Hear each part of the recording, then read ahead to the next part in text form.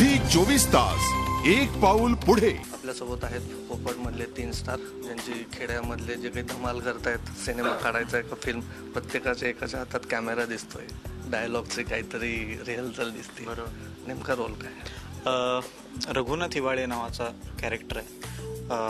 गावात जे काही पुण्या मुंबईहून शूटिंगसाठी युनिट्स येतात तर त्यांच्या सिनेमात ज्युनियर आर्टिस्टचं काम करत असतो. म्हणजे एखादा बाजारातलं सीन असेल तर कोपऱ्यातनं आपल्याला फुलांची टोपली घेऊन जाताना दिसतो. नळावरचा सीन असेल तर तिकडे लांब बादली घेऊन उभा असलेला दिसतो. किंवा एस टीचा सीन असेल तर एस टीतनं उतरणारा एक प्रवासी म्हणून असतो. पण त्याला असं वाटत असतं की बाबा मी खूप काहीतरी ग्रेट करतोय आणि मला संधी मिळाली तर मी सॉलिड सुपरस्टार होऊन दाखवू शकतो. बाहेरले उद्योग करतो का नाही त्याला असं जेंटलमन राहावंच लागतंय.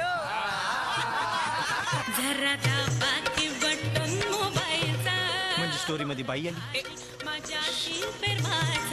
आपला हात तुरून तर थंड हाय ना म्या पोटोशी असल्यापासन.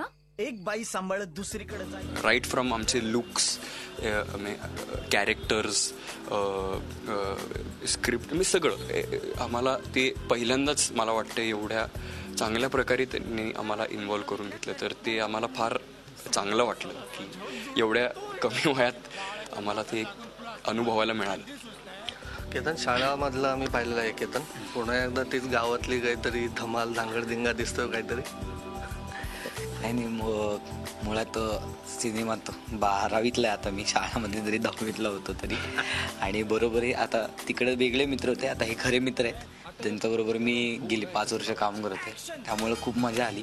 आणि त्याचबरोबर अतुल दादा आणि सतीश दादा म्हणजे दुधात साखर असं काम झालं यावेळी की खूप चांगल्या लोकांबरोबर काम करायला मिळालं आणि तेही एकाच सिनेमात. तर खूप मजा आली.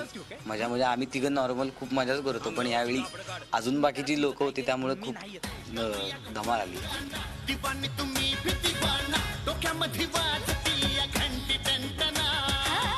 पोपट झाकून ठेवला. हल्ली काय झालं की शाळा असेल किंवा काय असेल, तुझ्या कानाखाली वाजवायचा सीन नक्की असतोय. ते आता मला काही नक्की माहित नाही की असं काय असतं की मला बघितलं की फक्त मारावंसं वाटतं, माहित नाही.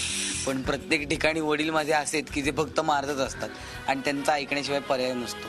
त्यामुळे बहुतेक ते झालेले की ते फक्त वडील नाही, ह्या दोघांनी पण मला खूप तशी चांगलंच वटणीवर आणलं. म्हणजे वटणीवर आणलं म्हणण्यापेक्षा खूप बिघडलेला होतो किंवा बिघडवलं यांनी असं म्हटलं तरी चालेल की सतत त्यांच्याबरोबर राहून आता बऱ्याच गोष्टी शिकायला मिळाल्यात. चांगल्या असतील ते पण मिळाल्या त्यांच्यामुळेच. जो माणूस बाहेरले उद्योग करतो का नाही त्याला असं जेंटलमन राहावंच लागतंय.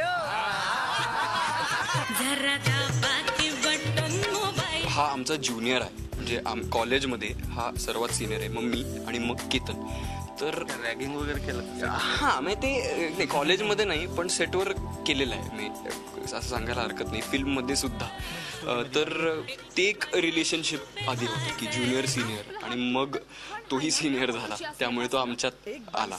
आणि आम्ही पाहिलंय, म्हणजे आम्ही एकमेकांना पाहिलं जेव्हा आम्हाला कुठली तरी फिल्म मिळते तर आम्हाला माहितीच की तिकडे काय घडते. तसंच केतनचं जेव्हा तो ऑडिशनला गेला होता, शाळा शूटिंग तो शूटवरनं आला, तर हे आम्हाला माहिती आहे सगळं. इंटरेस्टिंग असतं फारच, म्हणजे आपल्याला माहिती असतं की केतन कसा आहे, पण काही बिनरंगही दिसतात. त्यामुळे काय सांग, तुला जाहिरातींमधनं पाहिलेलं आहे, प्लस तुझा आय्या सिनेमातला तुझा रोल.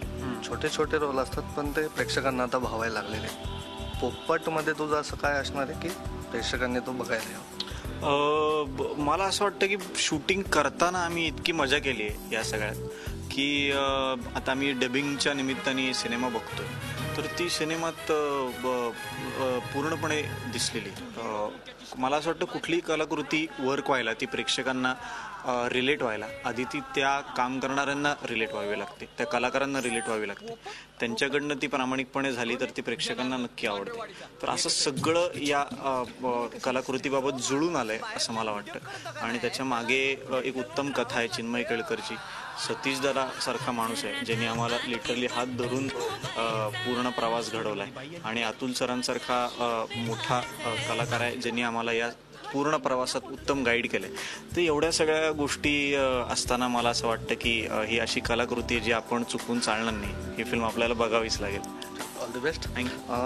एक छोटासा ब्रेक घेऊयात, पण ब्रेक नंतर ही जी कथा आपल्या भेटीला आणलेली आहे. झी 24 तास एक पाऊल पुढे.